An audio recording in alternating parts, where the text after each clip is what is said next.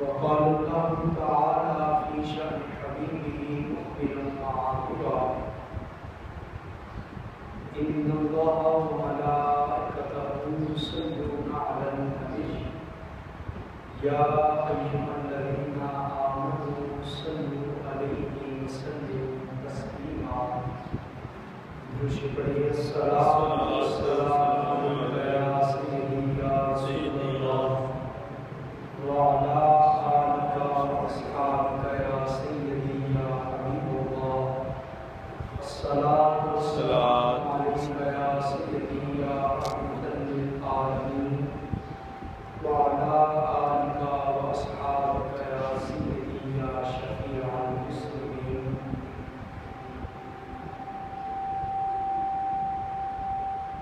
اللہ رب العزت نے مسلمان کے اوپر دو طرح کے حقوق کو لازم کیا ہے. ایک کو اللہ کے حقوق کہتے ہیں اور دوسرے کو بندوں کے حقوق کہا جاتا ہے. ہماری زیادہ تر توجہ حقوق اللہ کی طرف ہے، حقوق العباد کی طرف نہیں. تو جو دھیان ہم حقوق اللہ کی طرف دیتے ہیں وہی دھیان ہمیں حقوق العباد کی طرف بھی دینا ہے. جو توجہ اور جو اہمیت ہم حقوق اللہ کی طرف کرتے ہیں وہی اہمیت اور وہی توجہ ہمیں حقوق العباد کی طرف بھی کرنا ہے. اسلام میں حقوق العباد کے اوپر کتنی بحث کی گئی ہے اس کا اندازہ آپ اس بات سے لگائیں کہ ہماری فقہ کی جتنی بڑی بڑی کتابیں ہیں، نور العزا سے لے کے قدوری تک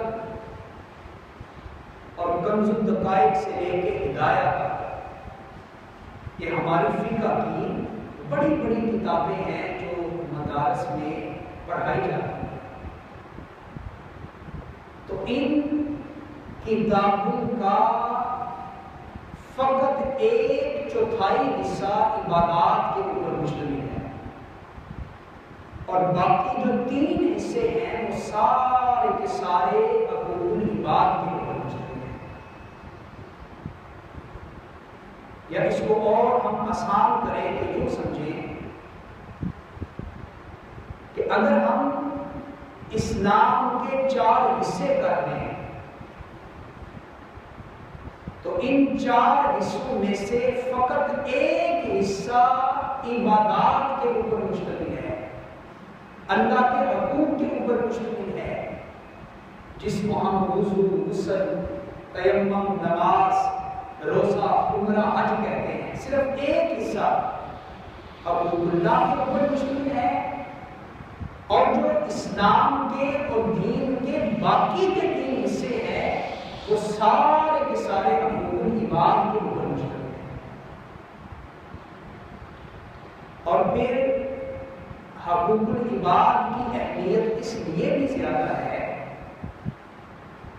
کہ اگر ہم سے حقوق اللہ میں کوتاہی ہو جائے، کمی رہ جائے، ہم اللہ کے حق کو پورا نہ کر سکیں تو حکم کیا ہے کہ صدقے دل سے توبہ کرو، اللہ کے حضور معافی مانگو اور صرف زبان سے 1 دفعہ استغفراللہ پڑھ لو. تو کیا ہوگا؟ صرف 1 دفعہ استغفراللہ پڑھنے سے اللہ اپنے حقوق کو معاف کرتا ہے. حقوق اللہ جو کہ اللہ کا حق ہے نا، مالک ہے، رازق ہے، وہ چاہے تو اپنے حقوق معاف کر دے، چاہے تو نہ کرے۔ لیکن حکم کیا ہے شریعت کا کہ اگر حقوق اللہ میں کوئی کمی رہ گئی ہے، تم سے نماز چھوٹ گئی، تم سے روزہ چھوٹ گیا، تم نے قرآن کی تلاوت نہیں کی، تم زکوٰۃ نہیں دے سکے، تم فرض ہونے کے باوجود حج نہیں کر سکے، حقوق اللہ کو چھوڑانا، تو حکم یہ ہے کہ پکی سچی توبہ کرو اور ایک دفعہ صدق کے دل سے استغفار کرو، اللہ تعالیٰ اپنے حقوق کو معاف کروا دے۔ لیکن جہاں تک معاملہ ہے حقوق العباد کا، تو آپ جانتے ہیں نا، جب تک بندہ اپنے حق کو معاف نہیں کرے گا تب تک اللہ بھی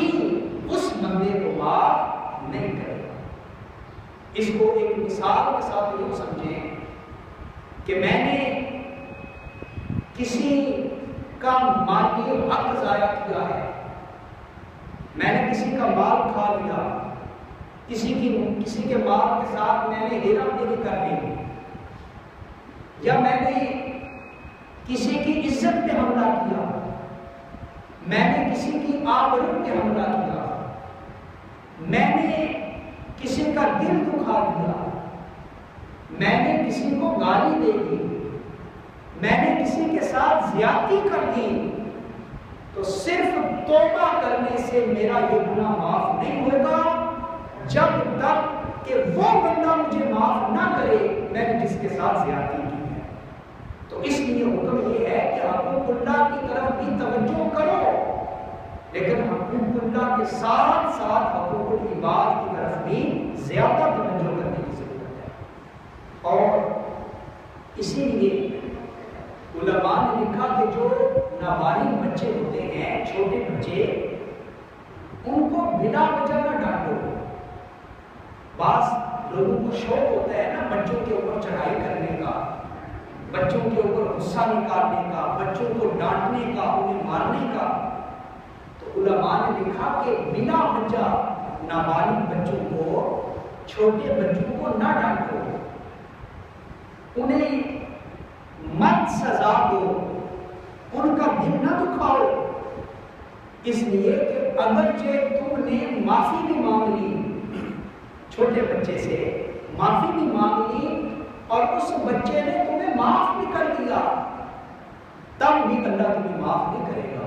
اس لیے کہ جو چھوٹا بچہ ہوتا ہے اس کی معافی شریعت نے قبول ہی نہیں کی ہے۔ جس طرح نابالغ بچہ کسی چیز کا مالک نہیں بن سکتا، شریعت کی نظر میں آپ نے چھوٹے بچے کو کسی چیز کا مالک بنانا ہے، پلاٹ کا، گاڑی کا،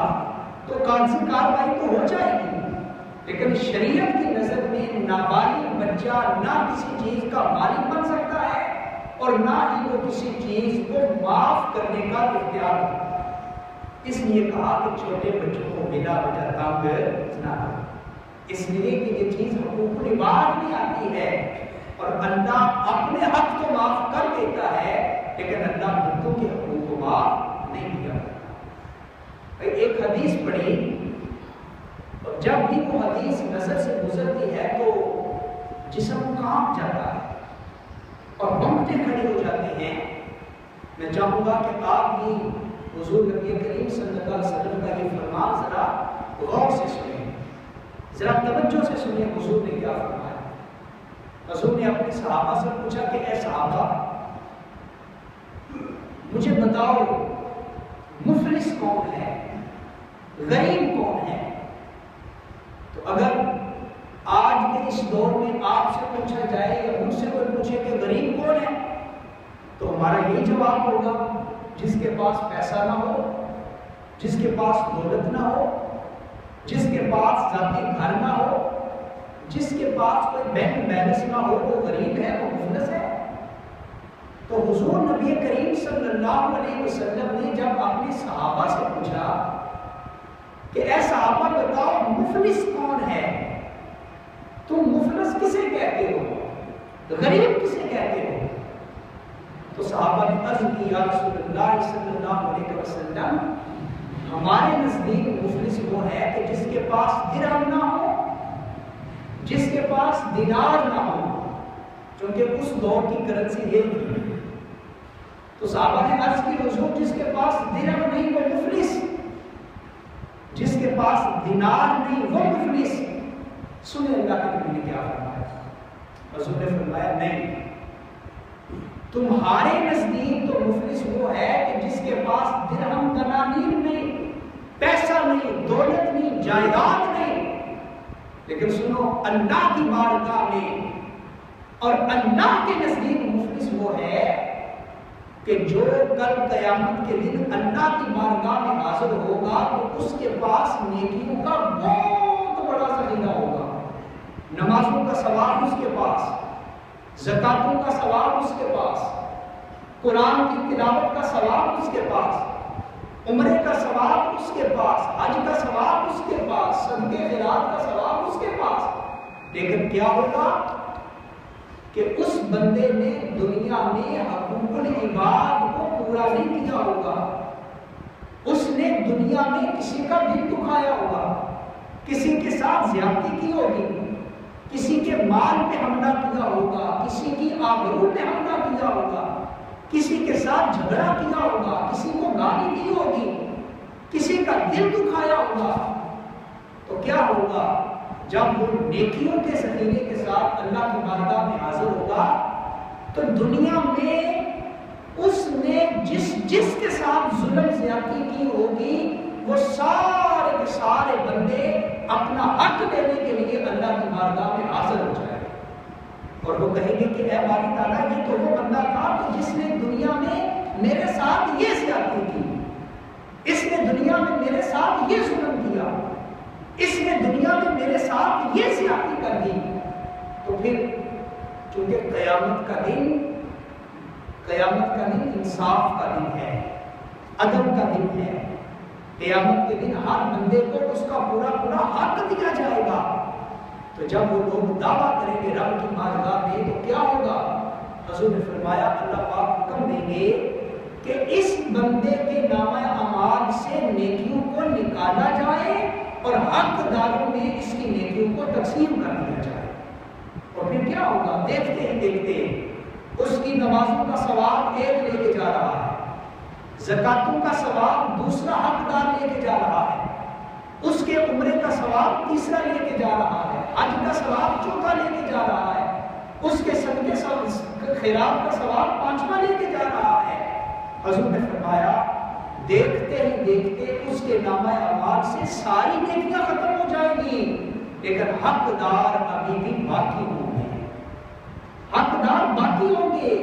اور جو رہ جائیں گے وہ عرض کریں گے باری تعالیٰ ہمیں تو اس کی نیکیاں نہیں ملی، ہمیں تو حق نہیں ملا، اس کی نیکیاں بھی ختم ہو گئی، اب ہمیں حق کیسے ملے گا؟ تو رب تعالیٰ حکم دے گا فرشتوں کو کہ اب ایسے کرو کہ حق داروں کے گناہ نکال کر اس بندے کے کھاتے میں ڈال، حق داروں کے گناہ اس کے نامہ اعمال میں شامل کر دو۔ تو حضور نے فرمایا اے میرے صحابہ اللہ کے نزدیک مفلس وہ نہیں کہ جس کے پاس پیسہ نہیں، دولت نہیں، جائیداد نہیں، درہم نہیں، دینار نہیں۔ حضور نے فرمایا اللہ کے نزدیک مفلس وہ ہوگا، غریب وہ ہوگا کہ جو کل قیامت کے دن اللہ کے سامنے جائے گا تو نیکیوں کے بہت بڑے ذخیرے کے ساتھ جائے گا، لیکن اس نے دنیا میں حقوق العباد کو پورا نہیں کیا ہوگا، اور پھر اس کی ساری نیکیاں حقداروں میں تقسیم کر دی جائیں گی اور حقداروں کے گناہ اس کے کھاتے میں ڈال دیے جائیں گے۔ حضور نے فرمایا سنو اللہ کے نزدیک سب سے بڑا مفلس یہ بڑا شخص ہوگا، سب سے بڑا غریب یہ بڑا شخص ہوگا۔ تو کتنی بڑی اہمیت ہے حقوق العباد کی، کتنی زیادہ اہمیت ہے حقوق العباد کی، لیکن افسوس آج ہم توجہ نہیں کرتے بندوں کے حقوق کی طرف۔ آج ہم اللہ کے فضل سے 5 وقت کے نمازی تو ہیں اور 5 وقت کا نمازی ہونا چاہیے، اس میں تو کوئی شک ہی نہیں، لیکن 5 وقت کے نمازی ہونے کے ساتھ ساتھ ہمارا پڑوسی ہمارے شر سے محفوظ